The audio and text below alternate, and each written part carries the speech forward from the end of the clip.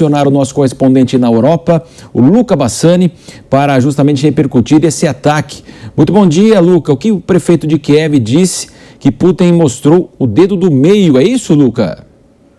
Bom dia, Marcelo. Exatamente. A gente viu que o prefeito da cidade de Kiev, Vitaly Klitschko, disse que Putin, metaforicamente falando, mostrou um dedo do meio à ONU e a toda a comunidade internacional ao enviar esses mísseis durante a permanência do secretário-geral das Nações Unidas na capital Kiev, que estava fazendo uma visita. Lembrando que alguns dias antes ele visitou também Moscou, conversou com Putin e outros importantes ministros do Kremlin, e depois, para mostrar a boa-fé de sua parte e das Nações Unidas na resolução do conflito, foi a Kiev para se encontrar com Zelensky, Dmytro Kuleba, ministro das Relações Exteriores, e tantos outros. Então, a gente vê que coloca, obviamente, a situação de segurança do secretário-geral em risco, além, é claro, de toda a população de Kiev. Lembrando que algumas semanas atrás houve um acordo informal de que os ataques nessa região seriam diminuídos e a Rússia retiraria suas tropas. Efetivamente isso aconteceu, mas a gente vê que desde o adormecimento de todas aquelas rodadas de negociação, isso voltou a se fazer presente em muitas cidades que outrora eram consideradas seguras, até mesmo no oeste da Ucrânia. Então o que a gente vê é que a comunidade internacional, principalmente o prefeito de Kiev, falam sobre um grande desrespeito dos russos perante as Nações Unidas, que utilizaram esse ataque para humilhar a instituição.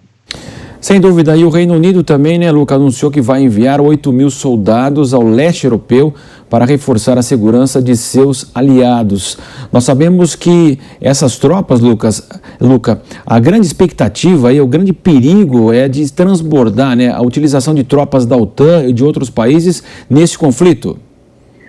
Exato, Marcelo. A gente vê por parte dos britânicos que eles dizem que vão utilizar esses 8.000 soldados como uma maneira de dissuadir a Rússia de expandir o conflito ucraniano para outras regiões do leste europeu. Inicialmente, os soldados vão ser mandados em junho para a Macedônia do Norte, nos Balcãs, e também para regiões da Finlândia. A Macedônia do Norte faz parte da OTAN, a Finlândia ainda não, mas pode voltar a ser, pode vir a ser, né, já que essa é uma discussão que ainda está viva dentro da Europa, e a gente vê que desde a Guerra Fria não acontecia um envio de tantas tropas britânicas para alguma outra localidade dentro do território europeu. Isso mostra que aquela primeira ajuda inicial dos países da OTAN, que ficava apenas na solidariedade, em palavras de ordem e discursos de repúdio, a gente vê que agora está se fazendo presente também no quesito militar, com envio de armamentos blindados e no futuro também de soldados. Tudo isso leva a crer que pode haver uma intensificação dos conflitos, e a Rússia novamente diz que o Ocidente está testando a sua paciência. Fica sempre atenção